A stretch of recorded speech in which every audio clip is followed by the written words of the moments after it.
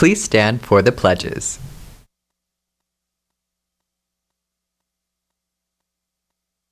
I pledge allegiance to the flag of the United States of America and to the republic for which it stands, one nation, under God, indivisible, with liberty and justice for all.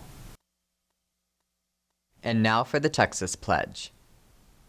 Honor the Texas flag. I pledge allegiance to the Texas, one state under God, one and indivisible.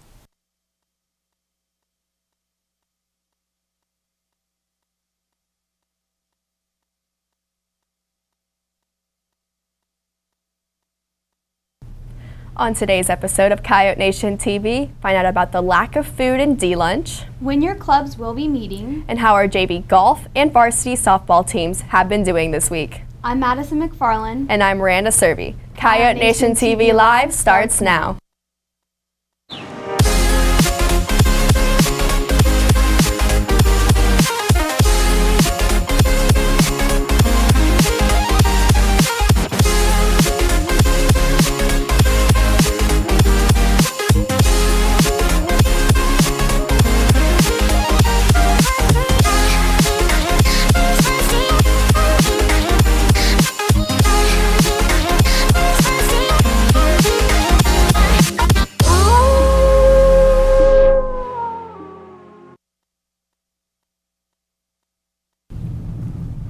Happy Friday and end of the 6 weeks, Coyote. Madison, where's your energy? Are you tired? I am, and hungry. I didn't have time to eat breakfast this morning, and I have D-Lunch today. Oh, I can feel your pain. I have D-Lunch on 8 a.m. B-Day. But I am a little worried, though, because sometimes there isn't enough food at D-Lunch. I know, I hate it when I show up, and then they're out of the food I wanted to eat that day. Luckily for us, though, CNTV's Rosa Mahmood has investigated into the occasional scarcity of food for students with D-Lunch.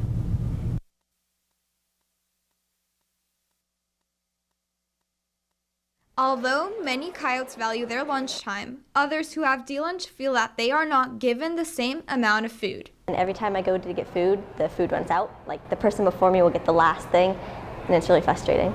D-Lunch is my least favorite lunch. I really think it's everybody's least favorite lunch because, like, one, there's no food. Some students say that having a late lunch and having little to eat affects their day. One, I'm an athlete. I play football, so having D-Lunch before I go out and, maybe on like a game day or something or before I practice and not getting enough food, it really lowers my energy levels. It makes me feel hungrier and less productive. Frisco ISD's Child Nutrition Program has the authority to tackle this issue. We have people that deal with the day-to-day operations in the school cafeterias, but essentially everything ends up on my desk. I even came by one day or 2 days just to see if that was the case. And I didn't see it, but that doesn't mean that it wasn't happening. Some D-Lunch students have proposed solutions to this problem. I think that they need to produce more food for the entire day. That way we're not running out of all this stuff by the time that we get to D-Lunch, because it's just as important for us to be able to eat and have options in what we want to eat. But just because we came last, that shouldn't hinder us. I think they should cook slightly more food, or they should at least calculate maybe how many students are in D-Lunch and sort of estimate it out. The nutrition department is determined to get to the bottom of this issue. If we are running low on food, if the students are getting smaller portions, we need to know about that. I'm Rosa Mahmood for Coyote Nation TV.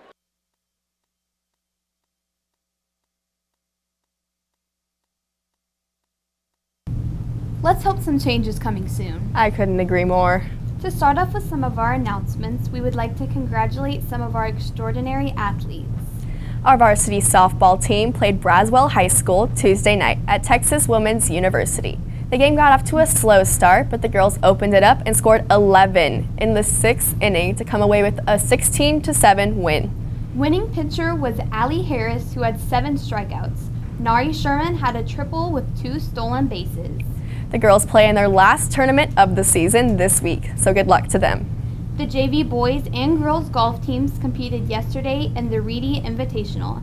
Insia Mustafa finished in 3rd place shooting a 100. The boys were led by AJ Jaime with a 92 and Ethan Lyons with a 98. The boys finished with a team score of 388. Great job, Coyotes. Now, let's get into our daily announcements. Today is the last day to nominate a Coyote that you believe is a great leader.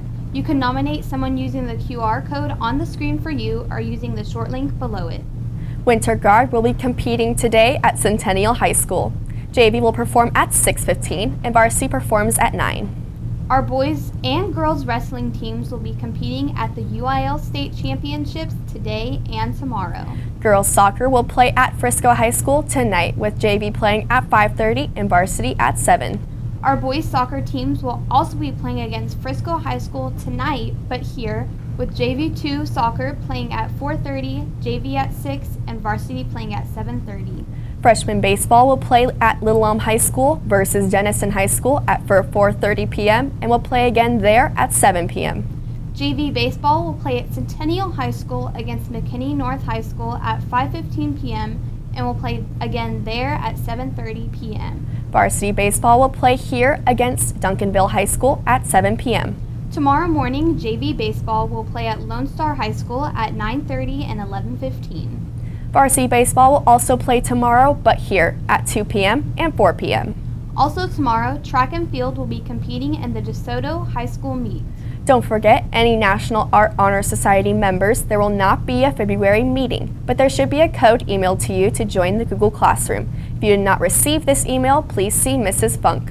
The February Art Showcase is closing next week. If you haven't already, be sure to stop by the library and take a look at the amazing artwork by Sejal Janu and Brittany Dang. The book club will have their next meeting Friday, March 17th at 8 a.m. in room A112. They will be reading the book Replica by Lauren Oliver. Be sure to join them for donuts and book discussion.